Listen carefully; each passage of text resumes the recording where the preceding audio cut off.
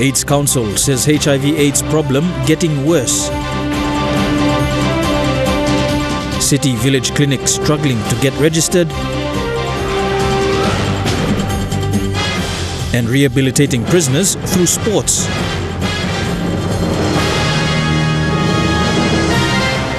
This is the National EMTV News with Meriba Tulo. A very good evening. Thank you for joining us. This is Thursday's news. The National AIDS Council says the HIV/AIDS epidemic has not gone away. In fact, it is getting worse. The NAC now aims to reach key population areas, and these include settlements, suburbs, and villages. The trials for these planned community awareness programs are being carried out during this festive season.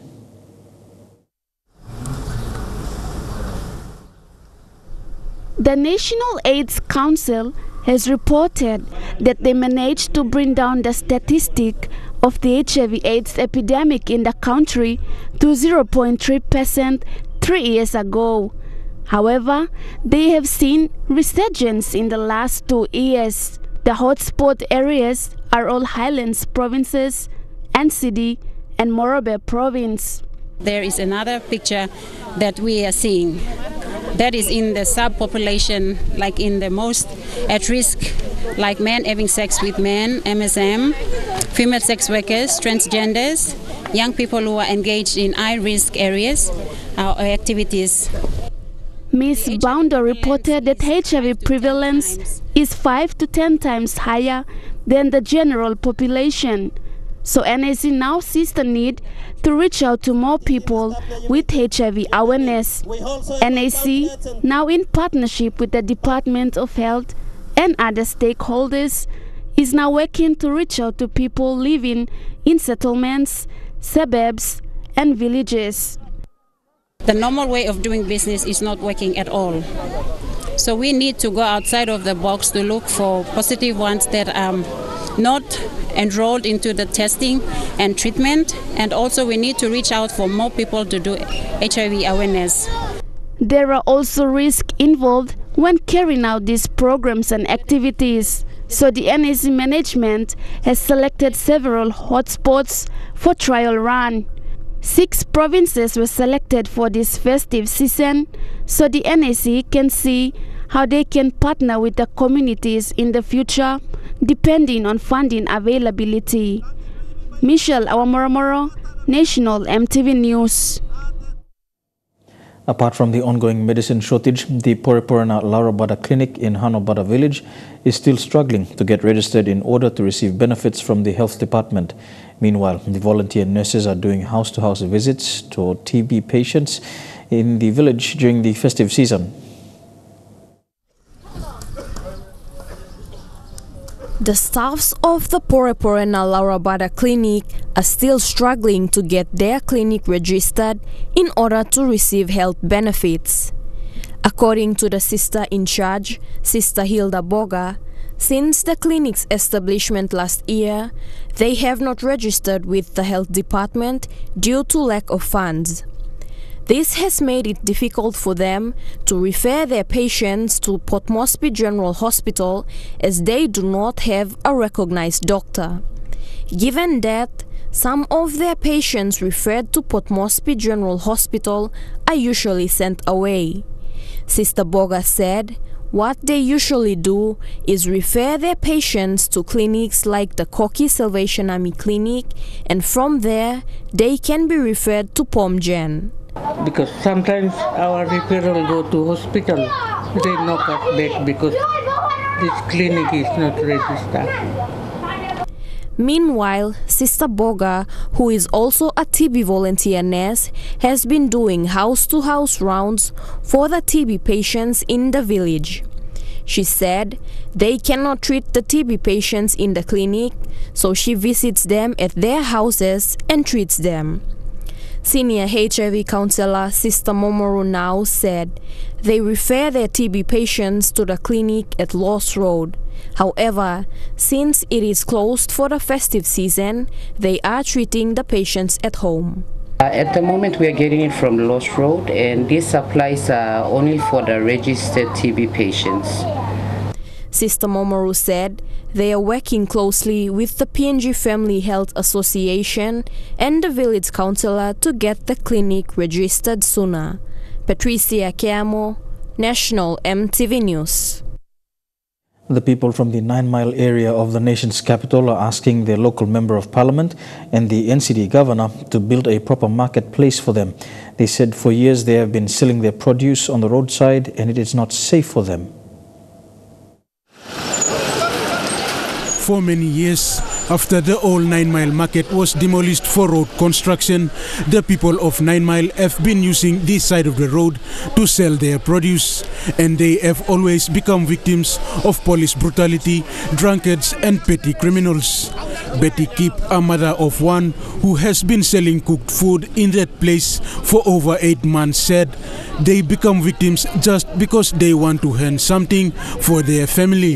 Yes, me like me baba me give the banish so that me can stop in the banish from the market good. Most suburbs in NCD have their own marketplace, which is safe for the people to use. However, this is not the case for the people at 9 Mile. Another vendor, Lusa Frank from Chimbu province, said all they need is a good and safe marketplace for them to use without the fear of being harassed.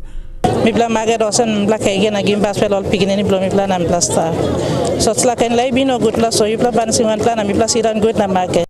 Community leader John Pett, on behalf of the people of 9 Mile, called on their local member and the NCD governor to help build a good marketplace for them to sell their produce. So now mibla abilo chorkhabwa wanda NCD governor please mibla lagim one bla porbo magat mas kama bol 6 mal na goro sol wagim so 9 Mile please mibla lakim one bla magat mas kama bla. Rayon Lakingu, National EMTV News. Apart from church activities and lifelong skills courses offered at the Bomana Correctional Institute, sports for prisoners is also seen as an important activity to help rehabilitate inmates. Today, inmates at the Correctional Institute took part in a small volleyball tournament to keep them busy during this festive season. Despite the bad weather conditions today, inmates of both the women's and men's division took part in a mini volleyball tournament to keep them busy this Christmas and New Year period. This was another initiative by the Bomana Welfare and Rehab section to bring together prisoners from all divisions inside a prison camp to engage and socialize amongst them. They've been enjoying the tournament, especially while playing and having fun, and they're interacting with one another while playing against each team, and hopefully they're enjoying the festive period with this volleyball tournament. While an initial pledge by the Northeast Electorate under the leadership of Housing Minister John Kaupa to sponsor this mini tournament is still pending, the organizing committee has set a go-ahead for this mini tournament. Bomana CIS Sports Coordinator for Prisoners highlighted that with sports being one part of inmates' rehabilitation programs, there is an increase of order in the camp. Well, sports is one of thing that brings community together, and despite the differences or whatsoever, it's only in sports that you can find peace, friendship, and everything in it. A prisoner from the Minimum Security Unit Division, Joey Van Guy, also highlighted that taking part in sports has seen inmates coming out and expressing themselves freely. Participate in sports na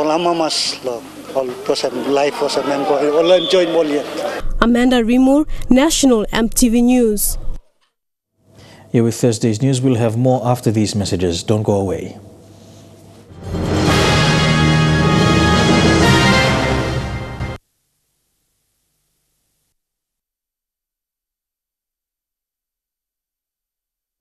Welcome back to National EMTV News. 300 to 400 informal vegetable sellers in Port Moresby spend around 4,000 to 6,000 kina a fortnight to transport their vegetables via road and sea. These vegetables, which are transported from Mount Hagen or Goroka, usually arrive in Port Moresby after 3 to 4 days. The sellers are appealing to shipping companies to reduce transport fees as profits accounted for are not always achieved. This leaves them making huge losses. While it was back to business as usual, EMTV visited Gordon's Market today to get an insight into what it's like for vegetable sellers in the capital city. Depending on the sale of business, the number of informal vegetable sellers decreases and increases from around 50 to 300 according to the sellers.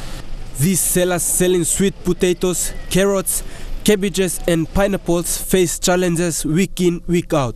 Most of these vegetables are transported from Goroka and Hagen to Lae, where it is shipped in a container to Port Moresby, offloading around 200 bags of vegetables. Each vegetable bag charged at 10 kina from Hagen to Lae is then charged at a different rate, costing as much as 2,000 kina for shipping. In total, the sellers spend 4,000 kina on the delivery of the vegetables. These bags of vegetables take 3 to 4 days to get to Port Moresby. But many at times, the sellers don't receive or sell the expected amount due to vegetables rotting away before they arrive. From the amount of rotten vegetables seen, sellers say that not enough profit is made. I'm one the regular customer blow this company. I think I'm one la foreign company, but Mibla make him this one but enough one la government can talk look this one law this Bismarck company because now look Mibla if Mibla strike me Mibla stop this one mostly Mibla fake law this one because I'm KGB Mibla shot. Mibla young blow grassroots Mibla try best lo put him on go down long ground Mibla cut all this like KG Mibla been walking KG Mibla enough. Now Mibla no got well or Salim. Long walking currently. All this again so Mibla sagam kisim late sol. Plan the line bias and pull up lay block again. So now background time all bias to all kisim background now. Podivai, National EMTV News.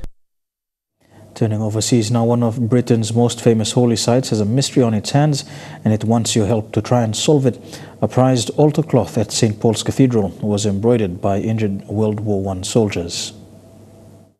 In the heart of London is St. Paul's Cathedral, an unmistakable feature of London's skyline. And in the heart of the cathedral is this, a cloth used to decorate the altar.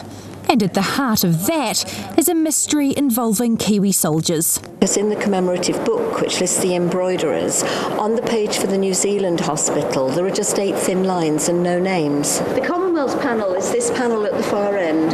So all of the pieces worked by the New Zealand men will be on this panel. The altar cloth was made especially for the cathedral by wounded World War I soldiers from across the empire. I think it was thought to be a sort of a therapeutic pastime for them, something to take their minds off obviously what they'd just been through, but also these men were doing it very much in memory of their fallen comrades. So it was creating a memorial to those guys as well. It was first revealed in a Thanksgiving for Peace service in 1919, attended by King George himself.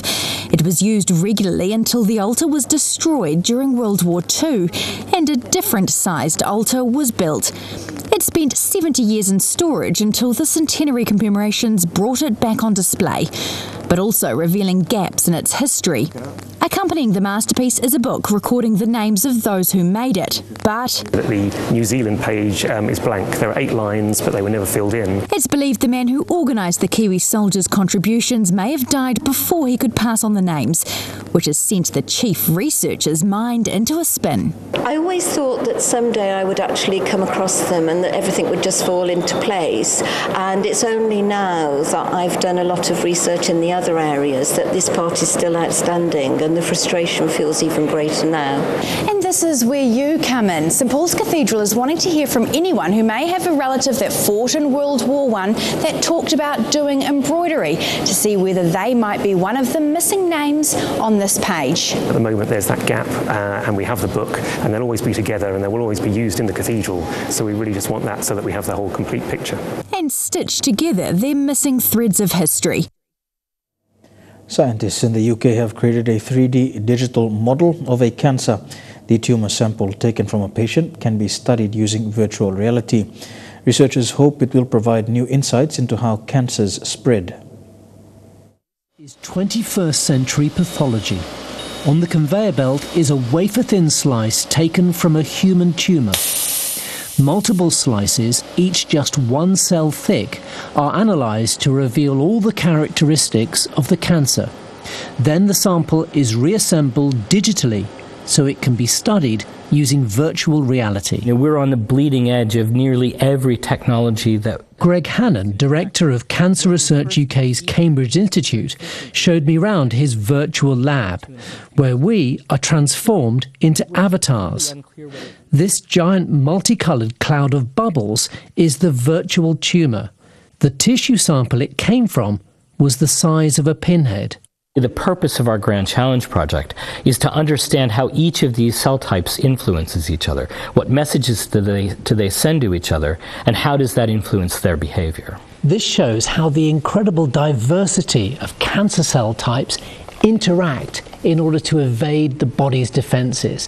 Now that knowledge may ultimately help in the search for new treatments. At this point, we decided to go and explore the tumour in more detail. And I think here you can really start to appreciate its structure. I'm noticing something interesting here. We just move around. It looks to me like there's sets of tumor cells that are sort of floating above the ductal structures, almost as if they're streaming out. And it's when those cells leave the duct and become invasive disease that they become really dangerous.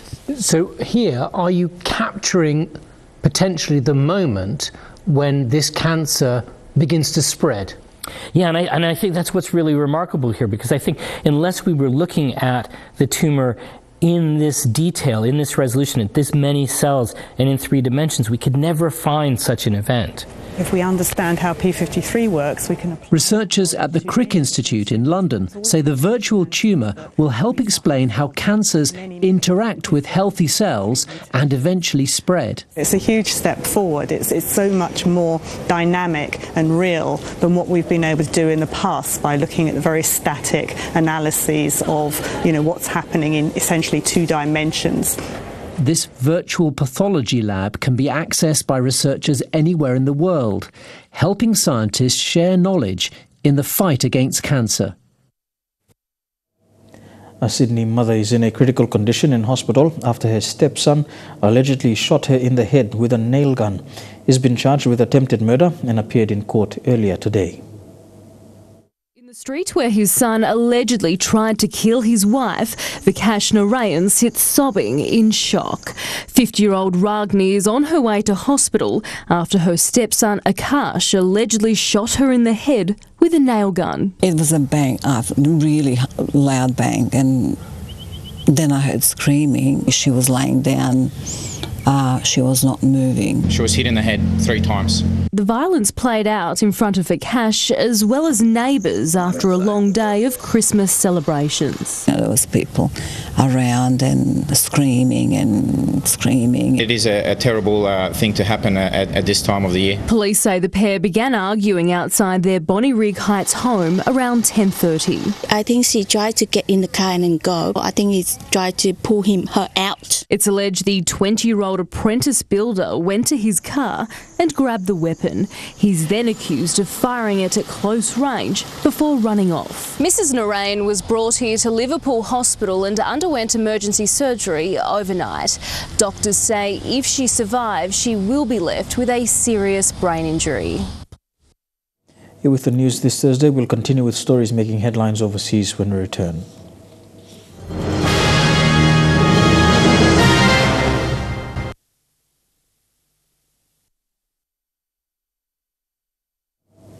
Welcome back to National EMTV News.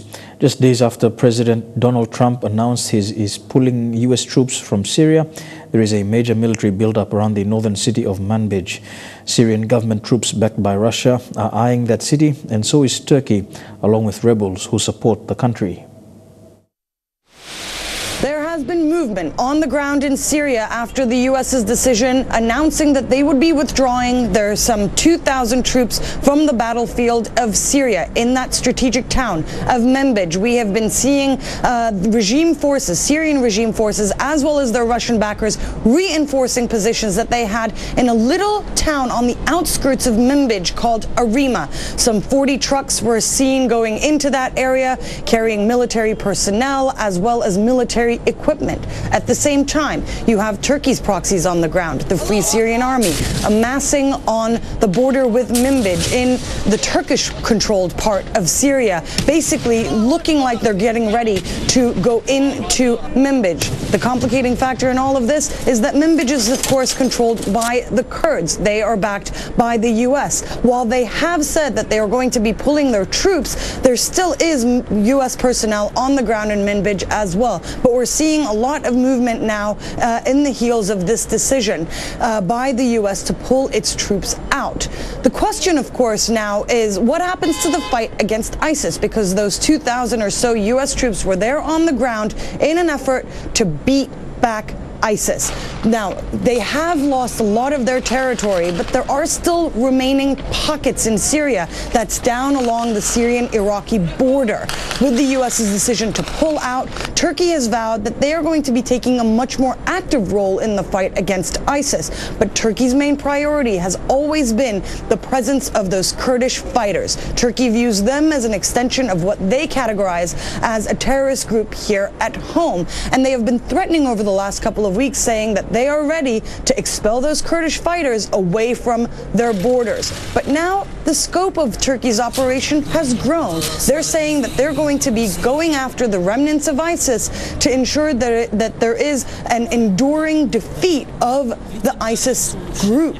But how effective will Turkey be when it's going to be trying to both ouster those Kurds from along its borders as well as go after ISIS is something that we're just going to be watching to see. The head of Homeland Security says it is heartbreaking that a second migrant child died while in U.S. custody. And in response to that tragic death, Christian Nelson says all children in Border Patrol custody have now gone through medical screenings. An autopsy will determine the cause of death of that 8-year-old boy from Guatemala who died on Christmas Eve. In a matter of 3 weeks, it happened again. This time it happened on Christmas Eve. 8-year-old Guatemalan migrant Felipe Alonso Gomez became the second child this month to die while in the custody of U.S. Customs and Border Protection. No official cause of death has been given, but the child died about 14 hours after a CBP agent first noticed he was sick, according to a timeline provided by the federal government. Alonso Gomez was picked up on December 18th after crossing the border with his father in El Paso, Texas. In the following days, he and his father were shuffled between CBP facilities, at least one of which was overcrowded. On Christmas Eve morning, Alonso Gomez was taken to the hospital after showing possible flu symptoms. He was diagnosed with a common cold and given Tylenol, but under an hour later, his fever reached 103 degrees. By 3 p.m., he was released from the ER anyway and prescribed an antibiotic and ibuprofen.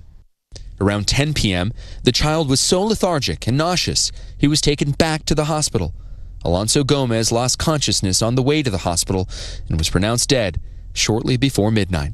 Last week, the head of Homeland Security, Kirsten Nielsen, faced blistering questions about the detention process following the death of 7-year-old Jacqueline Calmaquin, also a migrant from Guatemala.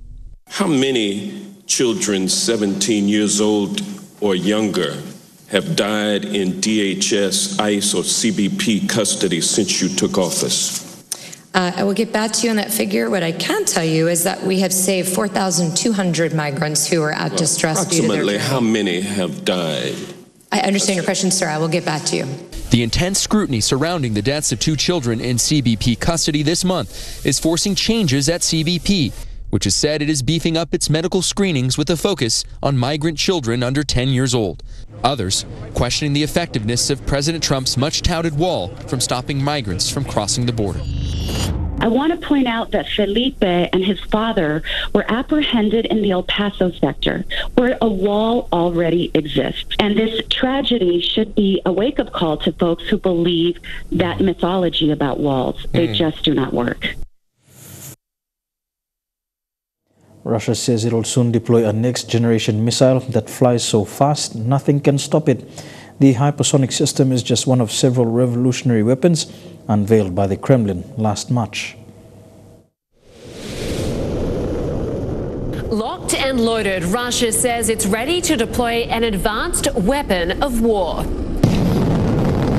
A hypersonic missile capable of carrying nuclear warheads. And according to the Russian president, it's going to render other missile systems obsolete.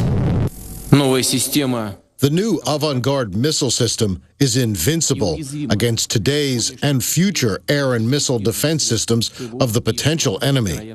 This is a big success and a great achievement. Speaking after watching a successful so-called pre-deployment test on Wednesday, Putin hailed the hypersonic missile an unprecedented new strategic weapon, adding that it will be operating in the new year. I think there is definitely a danger of an arms race ensuing if Vladimir Putin continues to test the limits of what the United States will or will not accept. Now, we obviously don't know what the United States has under development right now in terms of advanced capabilities. Animated videos posted by Russia's Ministry of Defense show off the missile's supposed capabilities. Reports from Russia's state news agency claim it can fly 20 times faster than the speed of sound. It's able to aerodynamically adjust both altitude and direction to avoid defense and fly low enough to avoid most interceptors. The Kremlin claims its range is intercontinental. I would imagine that military commanders throughout the European theater, in coordination with the U.S. military, are looking at what we can do to try to defend against this kind of weapon. Moscow may have also begun developing an underwater nuclear-capable drone named Poseidon. Russia's state-run news agency reports the Russian Navy is testing a weapon that can carry warheads underwater, capable of, quote, destroying enemy infrastructure.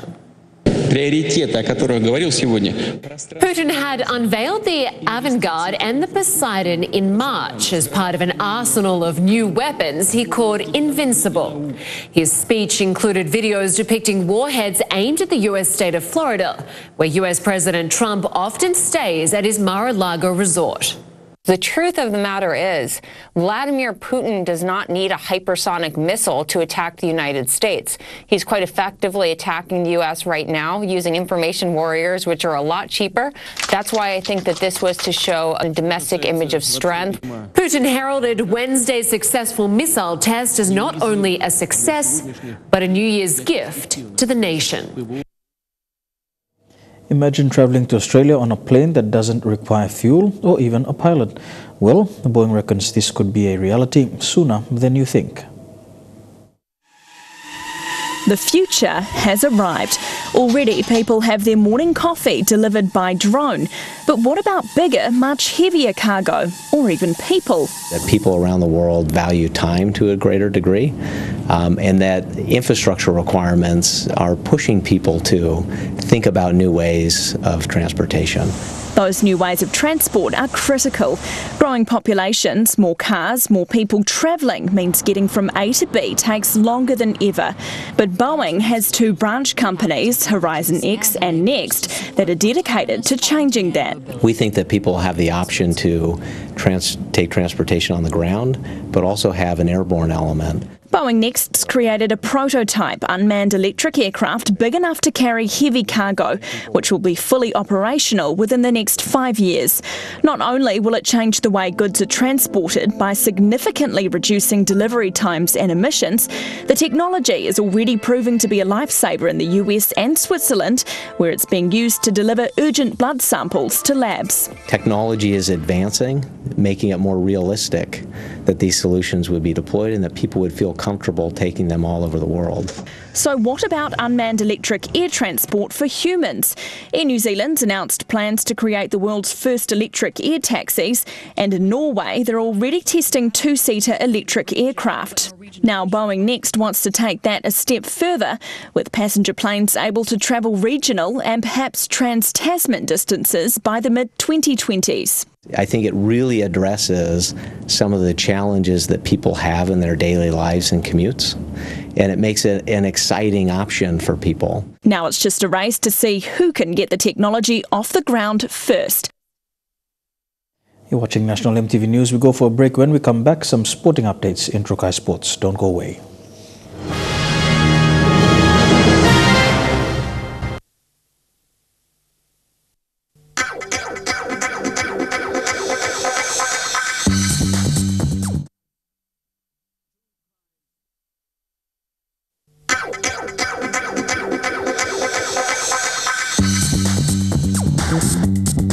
Trukai Sports.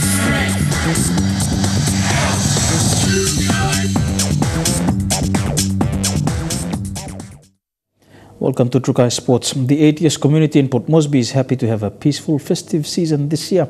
This was made possible by community leaders engaging the youth in sport. More than 40 teams made up mostly of young people are competing in soccer and volleyball tournaments, which will end this weekend.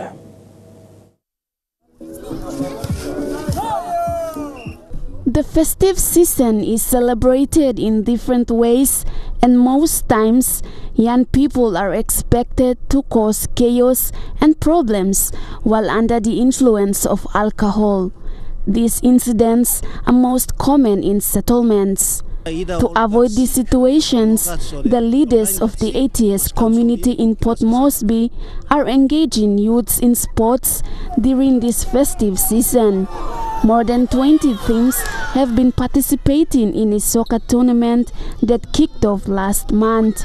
About 16 teams are also participating in a volleyball tournament sponsored by the National AIDS Council. One youth said that the ATS community has been very peaceful this festive season because they have been engaged in sports. Just like an event and bringing Mogada come back and swim. I mean, lo osem mitotok lo narabla, but example I'm come up ATS. I'm showing most quietest lo Friday come now. After Christmas, no got one pla noise. Me pla over ATS quiet. The mixed gender volleyball tournament that started last week will end today. It is an initiative of the NAC to host this tournament with the aim of promoting gender equality. One ATS community leader said most of the participants are school dropouts. Our best players sample time. All grade 8 failures or grade 10 failures. Almost look na. Even our sport ministers too, or those who are responsible for sports, almost look come down all simple people to get the best players to represent our country. Michelle Awamoromoro, National EMTV Sports. The winners from each zone in the Coca-Cola Ipatas Cup will meet in Goroka for the playoffs before the top 4 teams will meet in Leh for the grand final in January. Central and NCD Tournament Director Simon Maima says most of the players in the Coca-Cola Ipatas Cup competition will be selected into the National Intercity Cup competition in the new season. Patron Sepita Ipata says the tournament is not just about bringing young people together, but also to recognize talent that can represent PNG on the world stage. After successfully competing in all Coca-Cola Ipatas Cup competitions around the country, 2 Gold Pass winners from each zone will meet in Goroka in January to play for the top 4 spots in the grand final.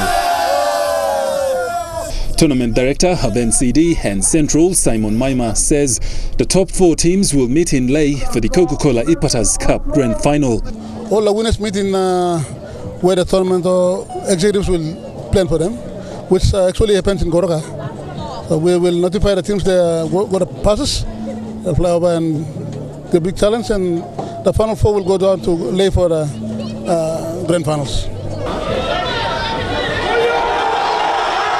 The tournament attracted more teams this year, showcasing many great talents.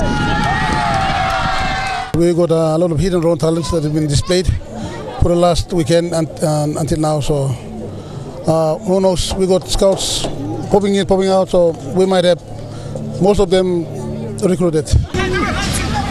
The Ipatas Cup Grand Final Challenge will be played in Ley City, where the top 4 teams will go head-to-head come 31st of January, before only one winner will take home the Coca-Cola Ipatas Cup. While sports is used as a tool for change, patron Sir Peter Ipatas says the main aim of the competition is to provide opportunity and pathways for players that are left out and to eventually make their way up to make a name for themselves. Most of the players playing in the Digicel Cup and former Kumuls are players who were identified from the Coca-Cola Ipatas Cup tournament. Godwin Eki, National EMTV Sports. The annual Wawens Cup soccer tournament is on again this year in Ley, with over 20 teams participating from within Morobe, Medang and Eastern Highlands provinces. Organisers of the tournament say it is aimed at keeping youth busy during the festive season. The 5-day soccer tournament started on Tuesday and will end with the grand final on the 1st of January 2019. The competition coordinator, Alex Toki, says they aim to keep the youth off the streets during the festive season. The initiative of this game is also for the scouting. We have coaches from all academy blaming on PNGFA staff tool here. We have also some coaches from all NSL teams but play the 2019 this is the PNGFA National Soccer League all two staff. So opportunity blow young player blame lo here now today and staff now lo high blow coaches lo look. Today now they on the microscope lo look lo now try to selection blow. This tournament includes 25 men's teams and 7 under-17 youth teams. Female teams were disqualified this year due to the less number of registered teams. Youths came from different districts in Morobe and also from the Highlands region. Barbara Namuesh, the sponsor for the tournament, says she and her husband sponsored this tournament because the interest for the game has grown over the past years. Every time a year is the first day, I must to Masa. Come second or third, I must or man made him interest now come. Timothy Popper, the captain for Wantok's team from Goroka, says this tournament will help his team members stay away from illegal activities such as homebrew and drug during this festive season. Sport is one of the things that can help them mold them, save them to a better future leaders of the community. Philia Pisep, National EMTV Sports, Ley. Don't go anywhere. True Kai Sport will continue after these messages. Stay tuned.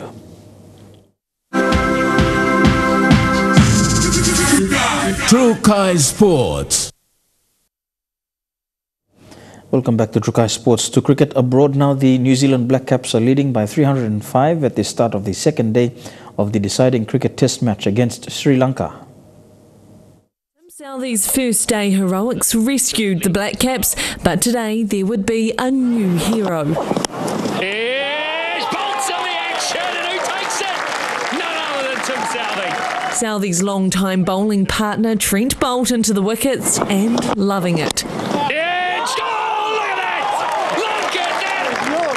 Sensational. You've got a smile now, Trent Bolt. Southee and Bolt, a compelling combination. Those two quick wickets propelling the Kiwis toward an unlikely first innings lead, and there was no way Bolt was going to stop there. Oh, no, yes! Oh, that's close as well. He's given him, yes! Oh, close again. Oh, yes! Bolt wicketless yesterday, but less than 45 minutes into day 2, he had dismantled Sri Lanka. Oh, that's out too. It's got to be, yes! That is ridiculous. Even more ridiculous, the visitors reviewing the LBW shout. Yep, thank you. That's looking...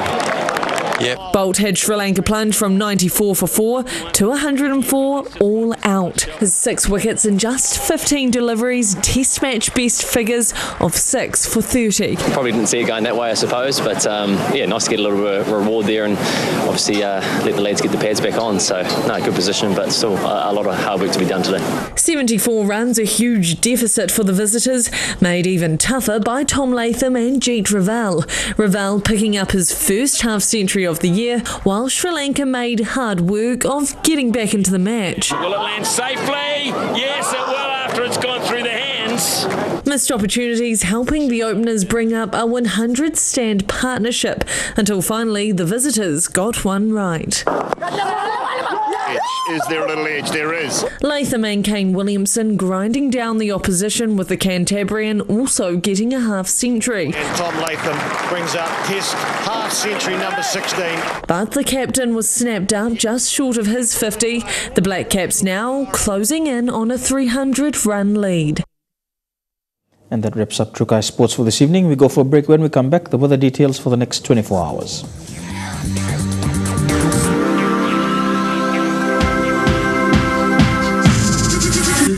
True Kais Sports. The weather details were proudly brought to you by Dulux, celebrating 50 years in PNG and the only paint made in PNG.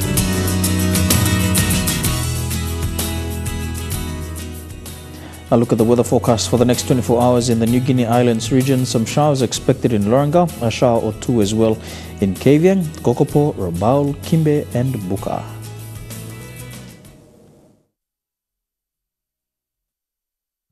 The weather details were proudly brought to you by Dulux, celebrating 50 years in PNG and the only paint made in PNG.